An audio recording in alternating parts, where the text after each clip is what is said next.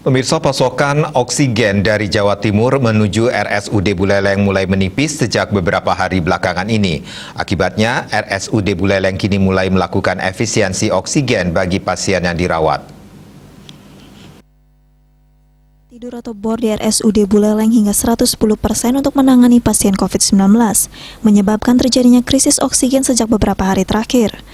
Bahkan Kamis kemarin terjadi angka kematian sebanyak 7 orang dan 6 orang diantaranya terjadi di RSUD Buleleng karena COVID-19. Informasi di lapangan jika meningkatnya kasus kematian karena kurangnya pasokan oksigen kepada pasien. Namun saat dikonfirmasi, Direktur RSUD Buleleng, Dr. Putu Arya Nugraha mengatakan, jika kasus kematian yang tinggi ini bukan dari kurangnya pasokan oksigen karena terjadi krisis. Karena itu perlu kajian yang lebih mendalam.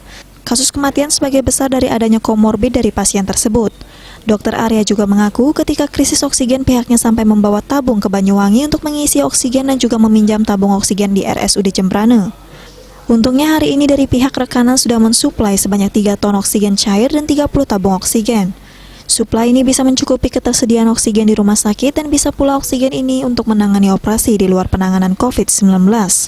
Oh, krisis jadi saya harus katakan sebenar-benarnya bahwa keadaan kebutuhan yang meningkat 400% di Jawa Timur dan Jawa itu kan otomatis mengurangi suplai ke sini karena produksinya kan Jawa Timur. Tapi kita melakukan efisiensi dan prioritas. Katakanlah misalnya nih, kasus-kasus pembedahan yang elektif kita tidak ambil, kecuali yang emergensi, misalnya cedera kepala, pendarahan, atau ibu melahirkan yang tidak bisa dengan cara normal, itu tetap kita lakukan. Itu jauh berkurang.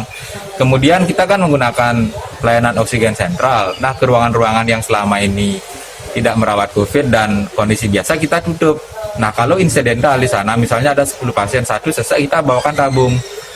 Jadi tidak menggunakan akses sentral. Itu yang sentral kita utamakan di ICU, NICU, kemudian ruang isolasi COVID, terutama yang intensif, jempiring dan leli.